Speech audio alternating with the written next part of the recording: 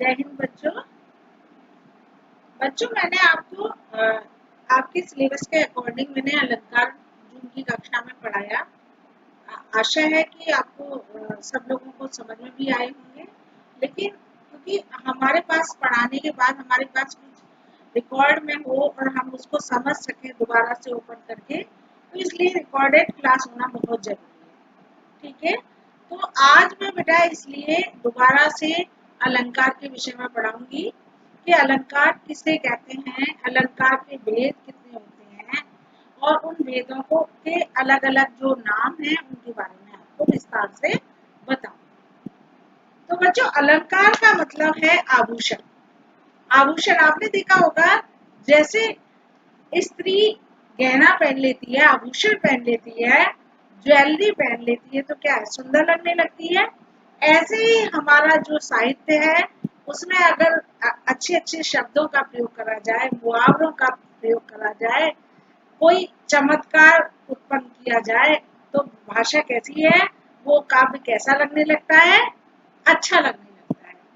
ठीक है, जैसे आपने देखा होगा पुरुष को से बजाय स्त्रियां ज्यादा आभूषण से सजी होती हैं, वैसे ही जो क्या क्या बोलते हैं, जो अलंकार है वो काव्य में ज्यादा देखा जाता है बजाय गद्य के। ठीक है, तो बच्चों डेफिनेशन नहीं आती, इसलिए अलंकार को सीधे सादी भाषा में मैं आपको समझा दूं, जिससे जिन शब्दों से भाषा में चमत्कार उत्पन्न होता है या सुंदरता आती है, उसे हम क्या कहते हैं, अलंकार कहते हैं।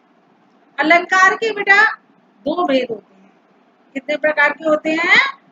दो प्रकार के अलंकार होते हैं। पहला है शब्दालंकार और दूसरा है अर्थालंकार। ओके, शब्दालंकार किसे कहते हैं?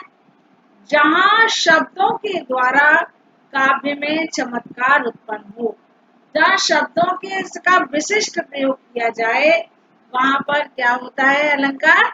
शब्दालंकार होता है। शब्दालंकार कितने तरीके के? तीन तरह के होते हैं। आपने पुरानी कक्षा में पहले जो बीती हुई कक्षा है उनमें भी आपने पढ़ा होगा, तो आपने उसमें सबसे पहले पढ़ा होगा, तो आज वही हम और डिटेल से दोबारा पढ़ाएंगे। पहला है उसमें अनुप्रास अलंकार। अनुप्रास अलंकार किसे कहते हैं? आपने देखा होगा वर्ण, वर्ण क्या होता है? अक्षर। जहां वर्णों का एक वर्ण की आवृत्ति, आवृत्ति मीन्स बारंबारता, एक वर्ण दो या दो से अधिक बार आए, यानी एक वर्ण एक दो या उससे अधिक बार आए, और तो क्या कहलाता है? अनुप्रास अलंकार कहता है।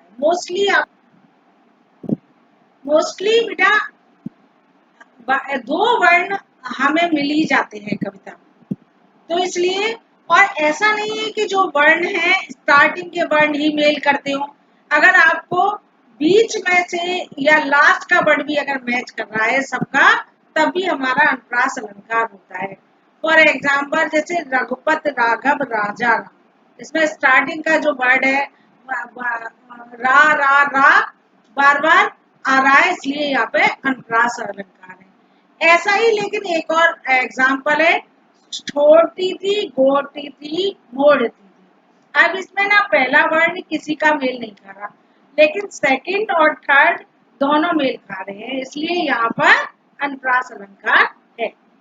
तो बेटा इसे हम दोबारा, जैसे कि आपकी डेफिनेशन है, आप दोबारा से पढ़ के आप बता देते हैं कि अनुप्रास के अंतर्गत, यानी अनुप्रास के अंदर आचार्यों ने शब्द की रचना करने वाले वर्णों को उत्पन्न करने वाले शब्दों का चमत्कार को लिया है। यानी कहने का मतलब ये है, जिन वर्णों से जो चमत्कार पैदा होता है काव्य में, तो उसे अनुप्रास अलंकार के अंतर्गत लिया है। यानी किसी कविता में समान वर्णों की यदि आवृत्ति होती है, आवृत्ति मीन्स रिपीटेशन, बारंबारता अगर हो रही हो या एक शब्द बार बार आते हैं, तो वहां पर कौन सा अलंकार होता है? अनुप्रास अलंकार होता है। वर्णों की आवृत्ति शब्दों के आरंभिक वर्णों के रूप में, यानी जो मैंने जैसा कि आपको बताया कि वर्णों की जो आवृत्ति है, ऐसा नहीं है कि बाद में हो, आरंभिक वर्णों के द्वारा भी आरंभिक वर्णों के साथ साथ बीच के और अंत में अगर वर्ण की बारंबारता होती है तब भी अगर मेल खाता है तो अनुप्रास अलंकार होता है।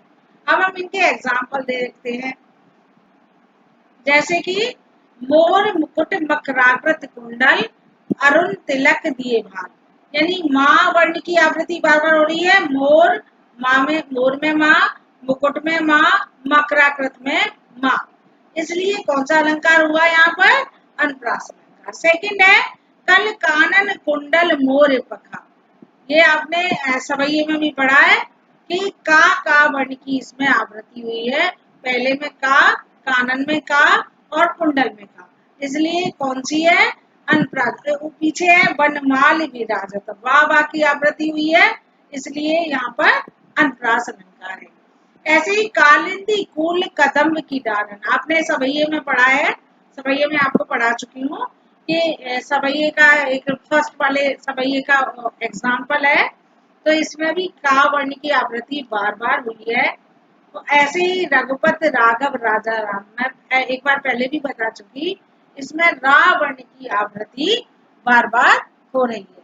ठीक है, इस तरीके से यानी जिनमें वर्णों की आवृत्ति बार बार हो उसे अनुप्रास अलंकार कहते हैं। इसके अलावा देखो बेटा, एक और है, इसमें देखो, छोड़ती है गोटी है या छोड़ती अहिर की। अब इसमें छा, ना गा और ना चा, इनका किसी का मेल नहीं खा रहा, लेकिन रा और टा वर्ण की आवृत्ति मेल खा रही है, इसलिए यहाँ पर अनुप्रास अलंकार है। ऐसे ही यहाँ पर है नीचे संकट कटे, हनुमान चालीसा में पढ़ा सुना है आपने, संकट कटे मिटे सब पीरा, तो यानी संकट, इसमें टा वर्ण की आवृत्ति हुई है और पीछे संकट में टा, कटे में टा, मिटे में टा, इस तरीके से टा वर्ण की आवृत्ति हुई है, इसलिए यहाँ पर कौन सा अलंकार है? यहाँ पे अनुप्रास अलंकार होता है। तो बच्चों इस तरीके से हमने अनुप्रास अलंकार के को पढ़ा है। अनुप्रास अलंकार में किसका की बात होती है? जहाँ वर्ण की आवृत्ति होती है, एक वर्ण एक से अधिक बार प्रयोग में लाया जाता है, वहां पर अनुप्रास अलंकार होता है। जैसे जहाँ चाहे जहाँ जाकर रहे जीवित न तू रह पाएगा, तो यहाँ जहाँ और जाकर और दो वे एक साथ जा की आवृत्ति हुई है, इसलिए इसमें कौन सा अलंकार है? कौन सा अलंकार है बच्चों? अनुप्रास अलंकार है। ऐसे ही आप एग्जाम्पल और भी करेंगे। इसके बाद है बेटा सेकंड है आपका यमक अलंकार, जो शब्द अलंकार के अंतर्गत आता है। यमक अलंकार से मतलब है जहां अनुप्रास अलंकार में जहां वर्णों की आवृत्ति, वर्णों की प्रधानता होती है, अक्षर की प्रधानता होती है, वहीं यमक अलंकार में शब्दों की प्रधानता होती है। जहां एक शब्द एक से अधिक बार आए तो वहां पर कौन सा अलंकार होता है? यमक अलंकार होता है। ठीक है, यमक अलंकार, यमक अलंकार में क्या होता है बेटा? वहां एक से अधिक शब्द आते हैं और उनके अर्थ अलग अलग होते हैं। जैसे कि जैसे लिखा हुआ है, अनुप्रास अलंकार में जहाँ वर्णों का चमत्कार प्रधान होता है, वहां यमक में शब्दों का प्रधान होता है। जैसे कि फॉर एग्जाम्पल, नहीं डेफिनेशन बताई हुई है, जहाँ एक शब्द की आवृत्ति एक से अधिक बार होती है और हर बार उसका अर्थ अलग अलग होता है, तो वहां यमक अलंकार होता है। जैसे कि फॉर एग्जाम्पल दिए, बापू को कर नित दूर दूर, हर बरस बरस दिन आता है, हर बरस बरस दिन आता है। वर्षी से मतलब है और एक वर्ष से मतलब है, यानी मृत्यु का जो वर्ष है उससे मतलब है और एक साल से मतलब है। ऐसे ही मालत फेरत जुग भया, फेरा न मन का फेर, कर का मन का डार के, मन का फेर। इसका मतलब है कि मन का, एक तो मन का मतलब है मन का, हृदय का, और एक मन का मतलब है मन का। तुलसी की माला देखी होगी ना, उसको भी मन का बोलते हैं, यानी मन का फेर, दिल का, हृदय का जो मन का है मोती है उसको घुमाओ। ऐसे ही बेटा अगला है आपका काली घटा का घमंड घटा। मैं आपको एग्जांपल बता रही हूँ। घटा पहले का मतलब घटा से बादल से है और दूसरी घटा का मतलब है घटने से, कम होने से। ऐसे ही 3 बेर खाती थी वे 3 बेर खाती है। एक 3 बेर का मतलब है फल से और एक 3 बेर का मतलब है समय से, बार, 3 बार खाने से मतलब। इसलिए कौन सा अलंकार हुआ इसमें? यमक अलंकार होता है। ऐसे ही आपने सवैये में पढ़ा, तू मोहन के उर्वशी है उर्वशी समा। पहले उर्वशी का मतलब क्या है? हृदय में बसा। और है उर्वशी समान। उर्वशी एक आभूषण को भी बोलते हैं। तो कौन सी आभूषण के समान? जैसे आभूषण जो कृष्ण धारण करते थे गले में, हृदय में, उसके समान उनके मन में बसी हुई है। अब है तीसरा है हमारा श्लेष अलंकार। श्लेष अलंकार, श्लेष अलंकार से मतलब होता है चिपकना। जैसे बेटा एक चीज के साथ पहले आपने पढ़ा होगा बेटा, मैंने बताया कि व्हाइट वॉश करने के लिए एक सरेस डालते थे। सरेस से यानी चिपकना, सरेस से श्लेष हो गया। श्लेष मीन्स भी चिपकना होता है। जहाँ वहां पे यमक अलंकार में क्या था कि एक शब्द के बार बार आए, 2 या 2 से अधिक बार आए और उसके अर्थ अलग अलग हो, तो वहां पर कौन सा? यमक अलंकार है। लेकिन श्लेष अलंकार में क्या होता है? जहाँ एक शब्द होता है और उसके अर्थ कई होते हैं, वहां पर क्या होता है? श्लेष अलंकार होता है।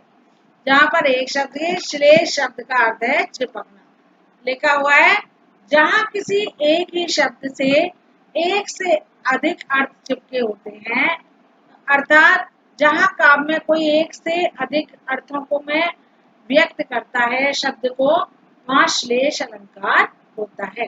जैसे कि दे रहा हो कोकिल सानंद सुमन को जो मधु में संदेश। मधुमेह का मतलब एक है मधुमेह या मधुमेह का मतलब है एक शहद से मतलब, और एक मीठे से, सुंदर से मतलब है। तो यानी 2 अर्थ हैं, इसलिए क्या हुआ है? श्लेष अलंकार। ऐसे ही नीचे है पॉपुलर एग्जाम्पल है ये, रहमन पानी राखिए बिन पानी सब सून, पानी गए न उबरे मोती मानुष चूर। या पानी शब्द का प्रयोग मोती के लिए, चमक के लिए हुआ है, मनुष्य की इज्जत के लिए हुआ है, और चूने से मतलब जल से के रूप में हुआ है। इसलिए यहाँ पर कौन सा अलंकार है? श्लेष अलंकार है।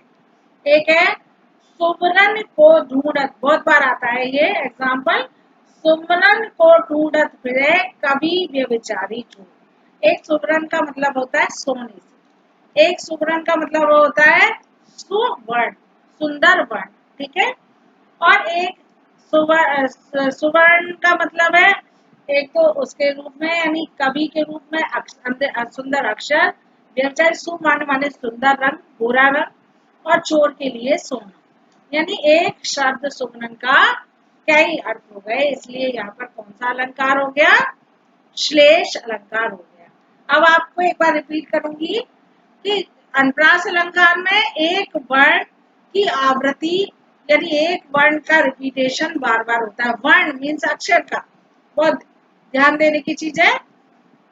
और यमक अलंकार में एक शब्द 2 या 2 से अधिक बार आए और उनके अर्थ अलग अलग हों, तो कौन सा अलंकार होता है? उसमें यमक अलंकार होता है।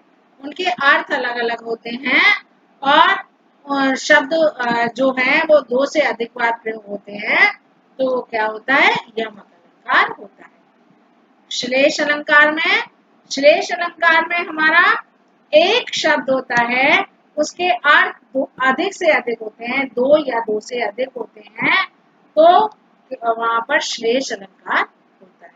तो बच्चों आपको आज मैं आप केवल मैं आपको इस शब्दालंकार के बारे में ही बताऊंगी, क्योंकि इसके बाद मैं आपको अर्थालंकार बताऊंगी। शब्दालंकार बेटा आपके लिए ना तो आपको डेफिनेशन याद करनी है, सिर्फ आपको समझना है, क्योंकि कोई डेफिनेशन नहीं आती है एग्जाम में। केवल आपको एग्जाम्पल आएंगे और आपको नाम बताना पड़ेगा कि इसमें कौन सा अलंकार है। ठीक है, तो इसलिए अनुप्रास अलंकार आपको बता दिया, वर्ण की आवृत्ति होती है, श्लेष का मतलब शब्दों की आवृत्ति और अर्थ अलग अलग होते हैं, और श्लेष अलंकार शब्द एक और उसके अर्थ कई कई चुके होते हैं। मोस्टली श्लेष अलंकार पहचान के लिए सबसे टफ भी लगता है, 2 लाइनों में होता है, बहुत कम होता है जो 1 लाइनों में खत्म हो जाए। यस बच्चों, तो आपको अब क्या करना है, आपको समझना है हर एक अलंकार को, और इसकी एक्सरसाइज जो है उसमें आप छांट के रखेंगे कि अनुप्रास का और यमक का और श्लेष का, क्योंकि अभी आपका अर्थालंकार और है, उसमें मिक्स भी हो सकते हैं, तो लेकिन आप उनमें से ये छांट के रखेंगे, क्योंकि एग्जाम में कोई भी डेफिनेशन नहीं आती है, सिर्फ आपको समझना है। और इसकी जो पीडीएफ भेजूंगी अनुप्रास यमक श्लेष, तो अलंकारों की मैं एक साथ भेजूंगी। ओके, क्योंकि उसका रीजन है भेजने का कि जब उन्हें भेजूंगी मैं आपको अलंकारों की डेफिनेशन, तो सारे अलंकार एक साथ भेजूंगी, तब मैं उसकी जो एक्सरसाइज है बुक की वो भी आपको कराऊंगी।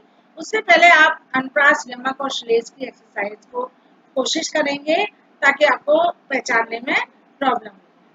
तो बच्चों आज मैं आपको इतना ही कराऊंगी। जय हिंद बच्चों।